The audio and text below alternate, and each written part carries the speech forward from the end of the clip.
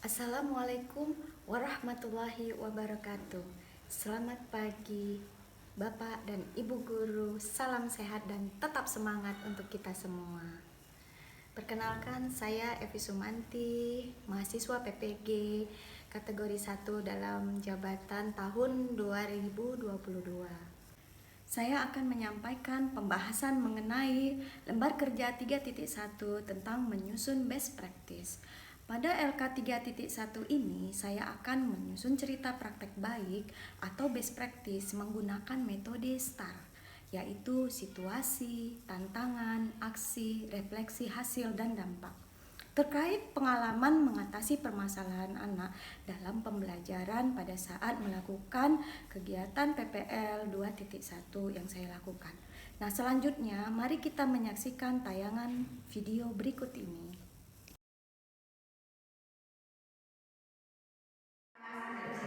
Memberi salam.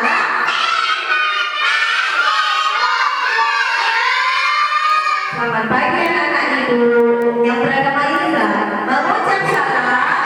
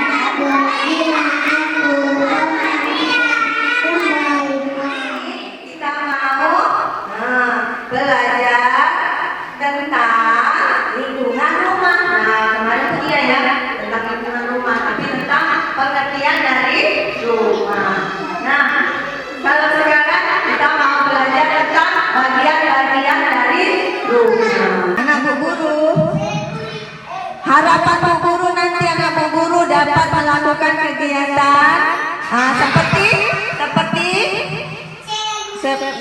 seperti menulis huruf R, U, R, A, H, K, U. Nah, itu nanti ada kegiatannya ya dengan benar. Kemudian dapat mewarnai gambar hiasan untuk rumah dengan rapi. Kemudian dapat membuat bentuk geometri untuk menjadi bentuk rumah dengan tepat. Kemudian dalam menunjukkan nanti hasil karyanya, Dwi Jara Nadine dalam menunjukkan karya Bu Guru dengan berani ya kepada Bu Guru juga teman-teman. Anak Bu Guru sebelumnya, ayo kita berdiri sebentar. Iya, nanti kita kasih. 1, 2, 3.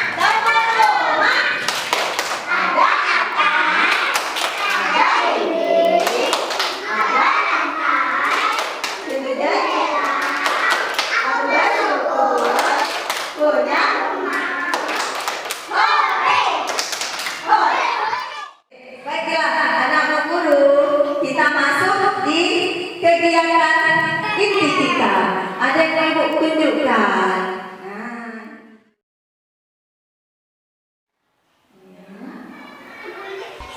Bagian pertama yang paling penting bagian atas rumah kita adalah atap. Ya, atap ini berfungsi sebagai pelindung kita yang berada di dalamnya supaya tidak terkena sinar matahari, tidak terkena hujan, dan lain sebagainya. Bagian rumah selanjutnya adalah dinding. Dinding tidak kalah pentingnya ya, sama pentingnya dengan atap. Dinding juga melindungi kita dari debu dan juga angin. Kita bisa mewarnai dinding dengan warna sesuai dengan kesukaan kita. Bagian rumah yang selanjutnya adalah bagian pintu. Nah, ini gambar pintu ya. Pintu adalah jalan kita untuk keluar dan masuk rumah ya. Selanjutnya, bagian rumah yang tidak kalah pentingnya yaitu adalah jendela. Jendela adalah tempat keluar masuknya udara biar nanti rumah kita tetap segar. Nah, sekarang ada yang mau tunjukkan. Nah, ini tunjukkan. Ya, anak guru. Untuk apakah ini? Rumahnya rumah guru yang mau dibuat. Oke, coba tengok lihat ini sama yang kita ceritakan tadi. Nah, ini bentuk apa? Bentuk apa saja ini? Segitiga pada apanya? Atap. Kemudian ada bentuk apa ini? Yang ini? Iya, bentuk lingkaran. Bentuk lingkaran itu bentuk apa? Apa nak? Apa nak? Lubang udara. Oke. Kemudian ada apa lagi nih? Ini ada? Ini? Dinding pintar. Dindingnya bentuk apa? Ini apa? Persegi. Kemudian ini ada apa nak? Ada? Ya. Apa saja tadi bagian-bagian dari rumah? Ada? Guru. Nah, sekarang ibu tanya siapa saja yang ada di rumah? Selain kita. Oh, ada ibu terus? Nenek ada di luar? Ya. Oke. Nah, bagaimana kita menjaga rumah kita? Ayo.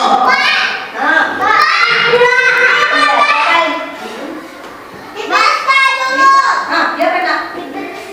Iya, diperiksa dulu kalau mau pergi. Iya, digembok dikunci. Iya, benar. Duit? Dusun satu tempat apa itu duit? Tidak tahu ya, di mana rumahnya. Kela? Kela dusun dua tempat apa? Repi di mana? Repi di dusun dua rumahnya. Siapa? Kapan ya kita berada di rumah? Bisa pagi, iya pagi, siang, sore. Kenapa ya kita membutuhkan rumah? Kenapa kita butuh rumah? Iya, kenapa nak? Oh iya, rumah kita kebetulan untuk tempat tinggal. Ada berapa? Ada berapa? Ada? Tiga. Oke, yang pertama nanti menulis huruf apa? U, E, A, H, K, U. Nah, itu nanti. Kemudian kedua mewarnai gambar yang rumah ya betul. Dengan rapi lah nanti ibu kita ya. Yang ketiga, ibu nanti membuat bentuk geometri bentuk huruf.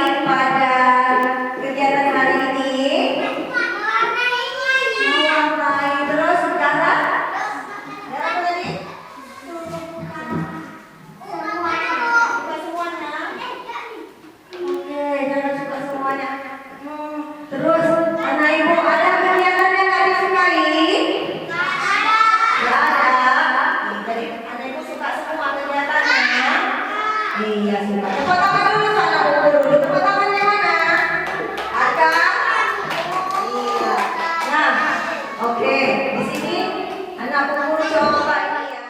Iya, terus? Iya, tepuk tangan dulu tangan pemburu semua. Ini punya Zahra. Iya, pintar ke situ nak, Zahra langsung.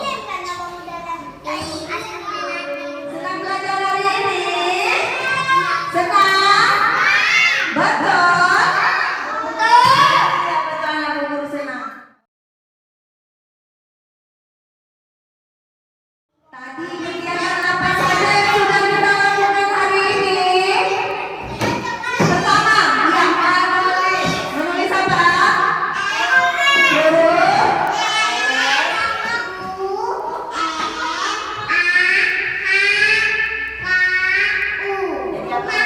Pintar, tepuk tangan untuk Kila. Terus, apa lagi kegiatan kita? Mewarnai gambar hiasan untuk rumah. Kemudian apa lagi tadi? Membentuk rumah. Iya, membentuk rumah dari apa aja tadi? Iya, terus dari apa lagi? Sama pipet. Terus ada lagi juga? Ada. Oke. Iya, oke. Kalau iya. Tepuk tangan dulu anak Bu Guru. Nah, anak Bu Guru, kita wajib pesan Bu Guru. Kita wajib bersyukur karena punya rumah. Iya, rezeki yang dikasih Allah Tuhan yang Maha Esa. Iya, biar. Iya. Macam mana bersyukurnya? Ucap apa? Alhamdulillah. Alhamdulillah karena kita punya apa? Punya kegiatan kita pada esok hari adalah tentang masih lingkungan rumah, yaitu tentang halaman rumah. Nah, anak Bu Guru punya halaman rumah ya kan? Punya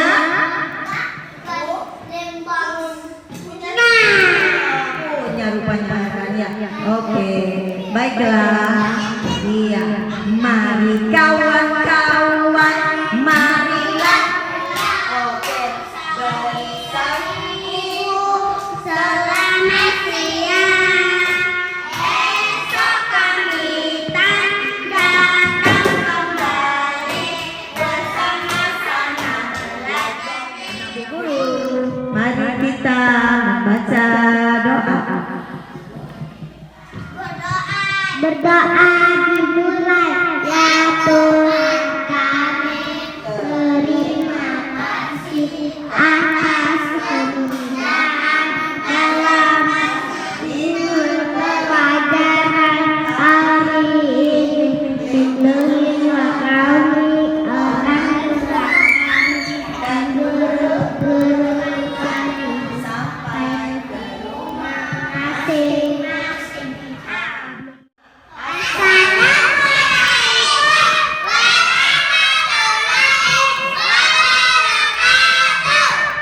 Menjawab salam.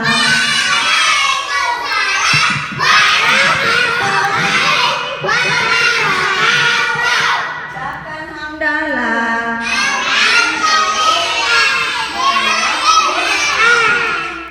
Anak Bu Guru. Iya. Siapa dua yang salah? Kemudian Firas.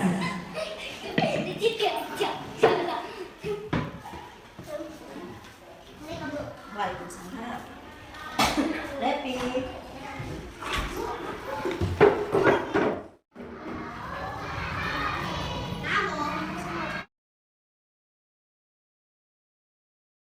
Baiklah, setelah menyaksikan video tadi, di sini saya akan menjelaskan pengisian data tentang best practice yang saya lakukan.